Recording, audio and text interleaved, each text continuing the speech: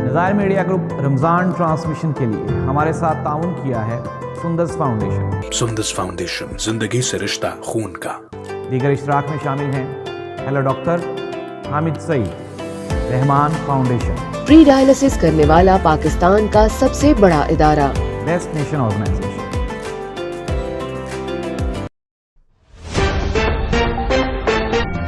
औज़ुबिल्लाहिमिनश्शैतानिर्रजीम, बिस्मिल्लाहिर्रहमानिर्रहीम, अल्लाहुम्मा सल्लि अला मुहम्मद व आले मुहम्मद। मैं हूं आपका होस्ट आमिर अब्बास और आप देख रहे हैं नज़ायर का पाकिस्तान एंड न्यूज़। नाज़रीन, इमरान खान के खिलाफ घेरा तंग किया जा रहा है। मौजूदा हुकूमत में गिरफ्तारियां हो रही हैं और पंजाब में इलेक्शन की तारीख नहीं दी जा रही। हुकूमत क्या करना चाह रही है, ये आज हम आपको बताएंगे अपने प्रोग्राम नज़ायर का पाकिस्तान में। आज हमारे साथ मेहमान होंगे पाकिस्तान तहरीक इंसाफ के मशहूर नामवर शख्सियत जनाब महर अवैस अरशद साहब, जो कि उम्मीदवार हैं PP 109 के। जमात के साथ इनका मुंसलिक अरसा 2009 से है। जॉइंट सेक्रेटरी नॉर्थ पंजाब भी हैं। तो चलते हैं इनकी जानिब। कैसे मिजाज है सर आप? थैंक यू वेरी मच जी, बहुत शुक्र है जी, अल्हम्दुलिल्लाह। अच्छा सर, क्या पंजाब और KPK में इलेक्शन होंगे? जी इंशाल्लाह। जो आइन की रूह से अभी तक नज़र आ रहा है कि इलेक्शन कमीशन कह चुका हुआ है और हाई कोर्ट के ऑर्डर्स हैं और आइन के अंदर ये वाज़े लिखा हुआ है कि 90 दिन में इलेक्शन होने चाहिए। तो मेरा ख्याल है कि अगर इलेक्शन नहीं करवाए जाते तो ये आइन के साथ रूगर्दानी होगी, आइन की नफ़ी होगी। तो क्या एहतजाज करेंगे या अदालत में जाएंगे? देखें, एहतजाज और अदालत हमारे पास दोनों रास्ते खुले हैं और इसके लिए चेयरमैन इमरान खान साहब ने अपनी कानूनी टीम के साथ मुशावरत भी की है। और जो मुझे नज़र आ रहा है कि सारे प्लेटफॉर्म यूज़ किए जाएंगे। हम लोग पुरअमन एहतजाज अपना रिकॉर्ड करवाएंगे, उसके बाद अदालतों का दरवाज़ा खटखटाया जाएगा। तो अगर फिर भी ये एहतजाज, ये इलेक्शन नहीं करवाते तो जो कि बड़ा वाज़ेह है कि आर्टिकल 6 की इनके ऊपर कार्रवाई होनी चाहिए, हम उसके लिए अदालत को ज़रूर इन्वॉल्व करेंगे। ठीक हो गया। अच्छा सर, यूथ की पार्टी सुनी और समझी जाती है। जिस तरह हमने देखा इमरान खान साहब ने यूथ को एक्टिवेट किया, गुज़िश्ता दिनों में यूथ इतनी एक्टिवेट नज़र नहीं आ रही।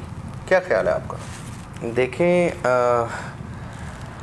मेरे ख्याल के अंदर हमारी जो एक बात होती थी 4th जन या 5th जन वॉर जो थी वो यूथ पे ही डिपेंडेंट थी और हमारी इस टाइम 60% यूथ 35 से नीचे है जो पाकिस्तान के अंदर पॉपुलेशन है।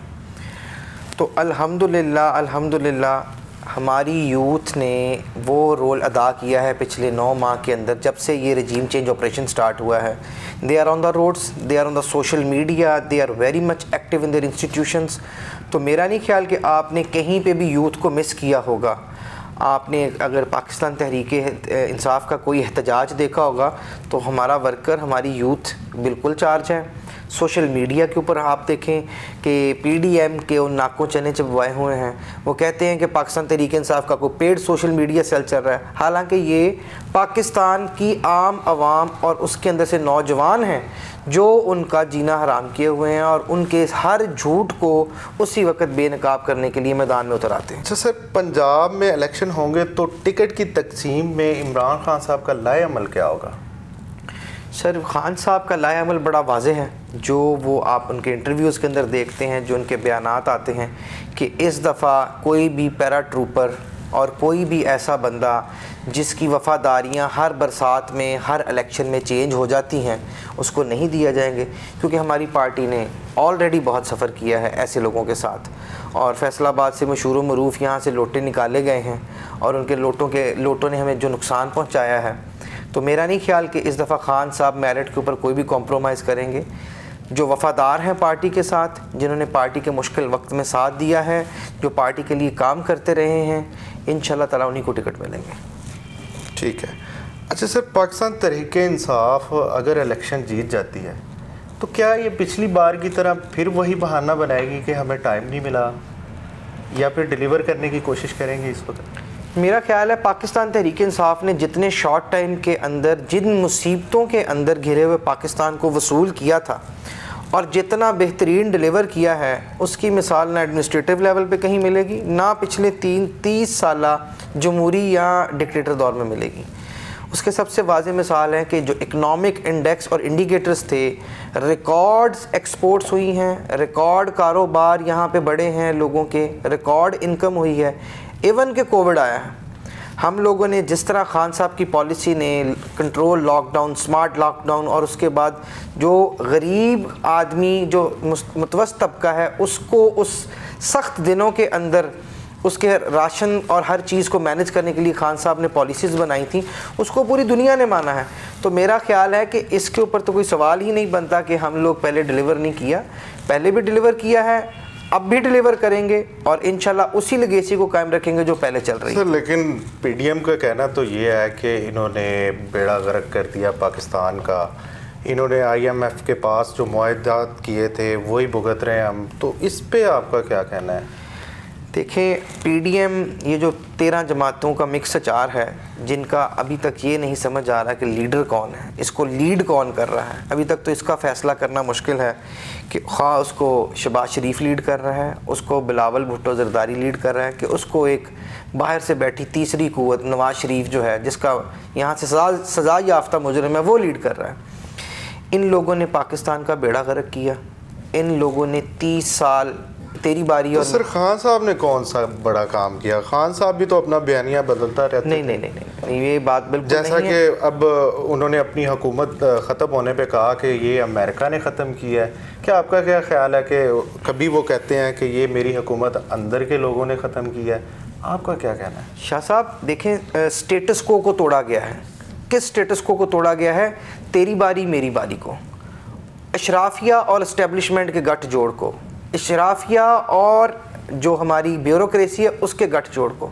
हमारी हुकूमत को उन लोगों ने गिराया है जिनको हम किसी सूरत कबूल नहीं थे, क्योंकि हम उनकी वो रोटियां, वो बोटियां जो पाकिस्तान को वो नोच रहे थे, उसके आगे रुकावट बन रहे थे हर प्लेटफॉर्म पे। और ये साजिश इंपोर्ट हुई है या एक्सपोर्ट हुई है, अमेरिका की इन्वॉल्वमेंट उसके अंदर मौजूद थी। सुंदस फाउंडेशन पाकिस्तान के 8 बड़े शहरों में थैलेसीमिया और हीमोफीलिया में मुब्तला 30 लाख से ज्यादा मरीजों का मुफ्त इलाज कर चुका है। इस रमजान लाखों जिंदगियों से जुड़े इस खून के रिश्ते को जरूरत है आपकी ज़कात और एहतियात की। सुंदस फाउंडेशन, जिंदगी से रिश्ता खून का। Rahman foundation, Rahman free dialysis centres. Free dialysis करने वाला पाकिस्तान का सबसे बड़ा इदारा। डायलिसिस के हजारों मुस्तहिक मरीज हमेशा की तरह इस साल भी आपकी ज़कात सदकात के सबसे ज्यादा हकदार और जिंदगी की आस लगाए आपके मुंतजिर हैं। रमजानुल मुबारक के बाबरकत महीने में अपनी ज़कात सदकात रहमान फ्री डायलिसिस सेंटर्स को दें, जहां अरसा 20 साल से इंतहाई मुस्तहिक मरीजों के मुफ्त डायलिसिस हो रहे हैं। आप अपने डोनेशंस बनाम रहमान फाउंडेशन जमा करवा सकते हैं। हमारे MPs MNAs को ये अश्योरिटीज़ आके फ़ौरन अमेरिकन एम्बेसी से मिलती थी कि आप अपनी वफादारियाँ तब्दील करें, हम उनके साथ खड़े हैं। राजा रियाज साहब का या नवाब शेर वसीर का या नूर आलम खान का वो कैलिबर है कि उसके साथ अमरीकी सफ़ीर आके बैठ के गप लगाए और चाय के कप पिए? राजा साहब तो झंडा को झंडा नहीं, तो आपकी बिल्कुल ठीक है, झंडे को झंडा नहीं कह पा सकते। तो मेरा ख्याल है कि ये जो बयानिया है, ये PDM ने लूट खसूट का बाज़ार गर्म किया हुआ था 30 साल से इन्हीं 13 पार्टियों ने। और अगर इसकी तारीख़ देखें तो बेसिकली हम आज से 20 साल पहले 90s एंड अर्ली 80s और अर्ली 90s के एक फ़ेज़ में दोबारा घूम रहे हैं। तब 9 सितारा तहरीक उजागर हुई, बेनज़ीर की हुकूमत टॉपल की गई, और उसके बाद जाग पंजाबी जाग तेरी पग नूं लग गया दाग का नारा बुलंद हुआ। आज उन्हीं 9 को उन 9 जमातों ने कुछ 3-4 बच्चे दिए हैं और ये 13 जमातों का एक मिक्स अचार बन चुका है। ये लोग वही बयानियाँ, वही लोग, और एक ईमानदार शख्स के आगे खड़े हैं। कभी उसकी घड़ी निकालने की कोशिश करते हैं, कभी हमारे लोगों के ऊपर केस किए जाते हैं कि भाई इन्होंने तौहीन कर दी है इन बादशाहों की, और कभी कहा जाता है कि जनाब ये गद्दार हैं। अगर हम गद्दार हैं तो फिर पूरा पाकिस्तान गद्दार है। अच्छा सर, इलाके की फलाह के लिए आपने कौन कौन से प्रोजेक्ट किए हैं और कौन कौन से प्रोजेक्ट आपके प्रोसेस में हैं? सर, इलाके की फलाह के लिए हम लोगों ने अल्हम्दुलिल्लाह यहाँ 2009 से वाटर फिल्ट्रेशन प्लांट चलाने शुरू किए थे। उसके बाद इज्तिमाई शादियों का है, कुछ इंडिविजुअल शादियां हैं जो बच्चे यहाँ अफोर्ड नहीं कर सकते, और यहाँ हमारे बहुत सारे हॉस्टल्स हैं जहाँ पे ऐसे बच्चे मौजूद हैं जो अपनी हॉस्टल फ़ीस और यहाँ के तालीमी अखराजात नहीं बर्दाश्त करते। तो हम लोगों ने एक मेकनिज़म बनाया हुआ है, हमारी हर यूनियन काउंसिल में, हर यूनियन वार्ड लेवल के ऊपर लोग हैं, हमारे नुमाइंदे हैं, उन तक वो बातें पहुंचती हैं, उनको वेरीफाई करते हैं और उसके बाद हम लोग उनकी दाद रसी खामोशी से करते हैं और अल्हम्दुलिल्लाह जितनी अल्लाह ने इस्तात दी है उसको उस तरह लेके चल रहे हैं। अच्छा सर, इलेक्शन होने वाले हैं जी, तो टिकट्स की जो मंडियां लगेंगी तो उसमें आपका क्या कहना है और आपका उसमें किरदार क्या होगा? देखें, टिकट की मंडियां पाकिस्तान तहरीक इंसाफ में नहीं लगती। टिकट की मंडियां वहाँ लगती हैं जहाँ करप्शन के बाज़ार गर्म किए गए हों और उन पैसों से दोबारा अपने आप को ख़रीद कर, अपना ज़मीर बेच कर दोबारा उसको ख़रीदा जाए। तो हमारे पाकिस्तान तहरीक इंसाफ में इस किस्म का कोई रवाज नहीं है कि टिकटें ख़रीदी जाएंगी या बेची जाएंगी। यहाँ मेरिट पे फ़ैसले होते हैं। चेयरमैन हमारा बड़ा विजिलेंट है अल्हम्दुलिल्लाह। हमें पता है खान साहब पे पहले भी एतमाद था, अब भी एतमाद है। वो इस किस्म का कोई काम ना होने देंगे और जो होने करने वाले होंगे उनका भी गला पकड़ लेंगे। अच्छा सर, आपका कहना ये भी है कि खान साहब पे कोई करप्शन साबित नहीं है, तो ये घड़ी वाला केस तो साबित हो गया ना? सर, इनको हाई कोर्ट ने भी कहा है और सुप्रीम कोर्ट ने भी कहा है कि सबके जो तोशा खाना के हैं डिटेल्स हैं उनको पब्लिक करें, ये करें पब्लिक, आए मैदान लगाएं। अगर खान साहब फॉरेन फंडिंग केस भी तो है सर, फॉरेन फंडिंग केस और ममनुआ फंडिंग केस के अंदर फ़र्क है। इन लोगों ने देखिए, फंडिंग आई है मेरी तरफ से, मैं पाकिस्तान का ड्यूअल नेशनलिटी होल्डर हूँ। अब उसके अंदर आप मुझे ये कह दें कि जी इसका आपने सोर्स ऑफ इनकम मैंने बताना है, मेरी पार्टी बताए, तो सर वो कभी भी नहीं बताया जा सकता। This is not rightful. Basically इनके पास कोई भी ऐसी करप्शन नहीं है, कोई भी ऐसी बात नहीं है जिसके अंदर ये खान साहब को लपेट सकते। अगर इनके पास कोई ऐसा कंक्रीट एविडेंस या कोई ऐसी बात होती तो खान साहब पर अब तक वो मुकदमा बन चुका होता। ये सिर्फ एक अंधेरे के अंदर तीर चलाए गए हैं, शायद उनके कहीं इन निशाने पर पहुंचने का इंतज़ार होगा और इंशाल्लाह ये इसी इंतज़ार के अंदर ये दुनिया अच्छा से। सर, जो माजी में एस्टेब्लिशमेंट का किरदार रहा है इंतखाबात में, क्या आगे भी ऐसा ही रहेगा? जी, मेरा तो ख्याल नहीं है कि माजी के अंदर इस्टेब्लिशमेंट के अंदर जो इंतखाबात का उनका रोल रहा है वो मज़ीद उसको कंटिन्यू करेंगे, क्योंकि जितने कंट्रोवर्शियल हमारे अदारे होंगे, देखिए हमारे अदारे हमारे लिए बड़े मोहतरम हैं। इन लोगों ने हमारी सरहदों की हिफाजत की है, इन्होंने हर पाकिस्तान को हर मुश्किल टाइम में संभाला है, खा वो ज़ल्ज़ला हो, खा वो सैलाब हो, खा वो कोई और डिज़ास्टर हो, सबसे पहले पाक फ़ौज वहाँ मौजूद होती है। तो इस्टेब्लिशमेंट और हमारे इदारे और वो पस पर्दा क़ुव्वतें जो पाकिस्तान की हिफाजत पे मामूर हैं, वो इंशाअल्लाह ताला जैसे अपने आप को न्यूट्रल शो कर रही हैं, हमें पूरी उम्मीद है कि वो मज़ीद इस किस्म की घनौनी कार्रवाइयों के अंदर अपना हिस्सा नहीं डालेंगी कि आप लोगों को पकड़ धकड़ करें, लोगों के ऊपर गद्दारी का मुकदमा करें। राना सनाउल्लाह साहब कहते हैं कि मैं हकीम हूँ, पीटीआई को मैं अच्छे से हैंडल करना जानता हूँ, तो उनके बारे में आपका क्या ख्याल है? राना सनाउल्लाह साहब के नाम बड़ा खूबसूरत सा एक छोटा सा पैगाम है कि इन्होंने कहा था कि 25 मई को इस्लामाबाद घुस के दिखाएँ। तो ये आजिज़ आपके सामने बैठा हुआ है, हम यहाँ से इस्लामाबाद भी गए हैं और डी चौक भी पहुँचे हैं। राना साहब में दम होता तो हमें रोक लेते। तो राना साहब तो कॉन्शियस है बहुत, वो कह रहे हैं कि आप आएँ इस्लामाबाद, हम आपको चाय पिलाएंगे। बिस्मिल्लाह जनाब, हम इंशाल्लाह उनकी चाय ज़रूर सर्व पीने जाएंगे और इस दफ़ा हम उस तरह नहीं जाएंगे जिस तरह वो पहले सोच रहे थे। पाकिस्तान तहरीक इंसाफ कभी भी इंतशार की सियासत पे यकीन नहीं रखती। हम पुरअमन लोग हैं और अमन को ही फ़रोग देते हैं। नून लीग के पास ओछे हथकंडे हैं, कभी मीडिया पर पाबंदियों लगाने पर, कभी हमारे वर्कर्स के घरों पे छापे मरवाने पर, चादर और चार दीवारी के तकद्दुस को पामाल करने में ये लोग स्पेशलिस्ट हैं। तो अगर ये लोग समझते हैं कि इस तरह से अवाम दब जाएगी तो मेरा ख्याल है ये वक्त बहुत पीछे रह चुका है। ये 90s नहीं है, लोग समझदार हैं, अवाम को शऊर आ चुका है, वो इनका नाटका बंद कर देंगे, इनको इनके घरों तक महसूर कर देंगे। ये अवाम की आवाज़ है और अवाम की आवाज़ एक दो लोगों की नहीं होती, ये पूरी खल्क़े खुदा जो है वो इनके ख़िलाफ़ खड़ी हो चुकी है। फवाद चौधरी साहब की गिरफ्तारी के हवाले से आप क्या कहेंगे?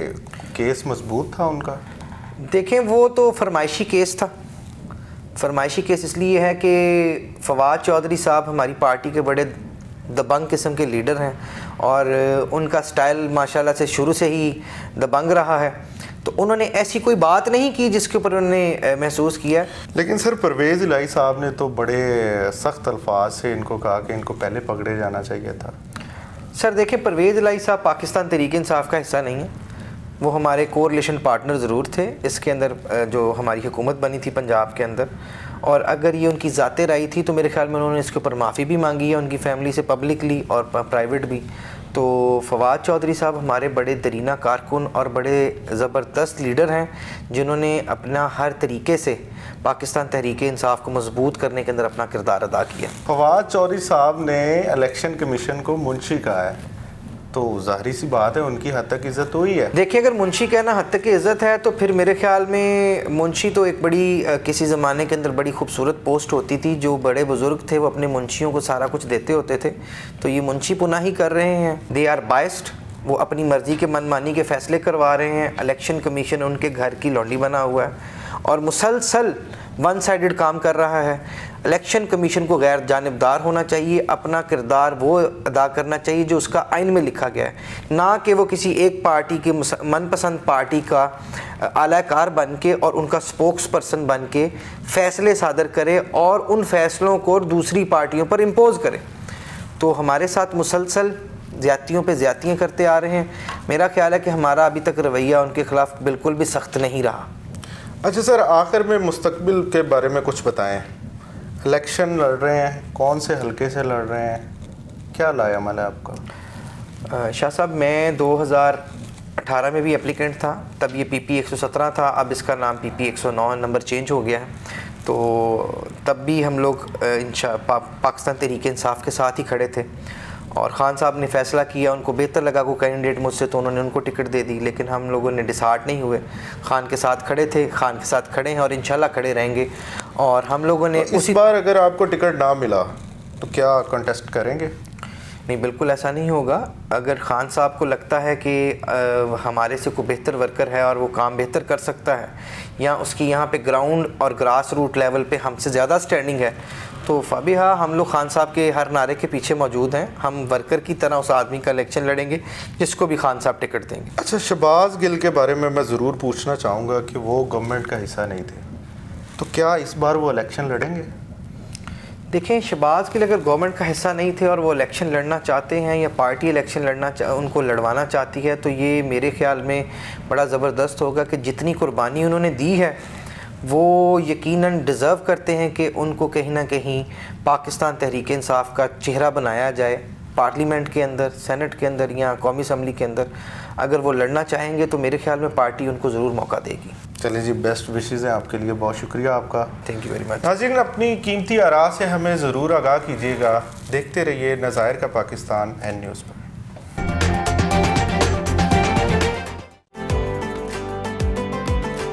थैलेसीमिया में मुब्तला बच्चे की औसत उम्र 14 से 15 साल तक होती है और इलाज का मुसलसल मुयस्सर रहना इनमें जिंदगी को आगे बढ़ते रहने की उम्मीद जगाए रखता है। सुंदस फाउंडेशन पाकिस्तान के 8 बड़े शहरों में थैलेसीमिया और हीमोफीलिया में मुब्तला 30 लाख से जायद मरीजों का मुफ्त इलाज कर चुका है। मुन्नू भाई के अज़्म को आगे बढ़ाने के लिए इस रमजान लाखों जिंदगियों से जुड़े इस खून के रिश्ते को जरूरत है आपकी ज़कात और एहतियात की। सुंदस फाउंडेशन, जिंदगी से रिश्ता खून का। बेस्ट नेशन ऑर्गेनाइजेशन पाकिस्तानी अवाम को एक बेहतरीन कौम बनाने का मिशन।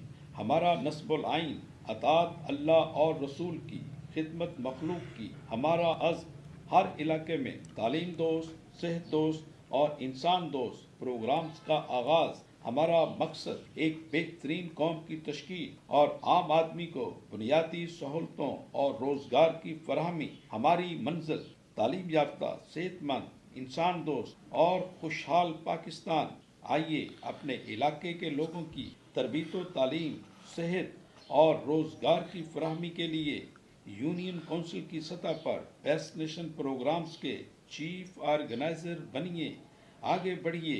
बेस्ट नेशन पाकिस्तान के कारवां को लीड करने के लिए हर इलाके से बेहतरीन किरदार की हामिल सहपे हसीयत शख्सियात अपना प्रोफाइल व्हाट्सएप करें, नंबर आपकी स्क्रीन पर।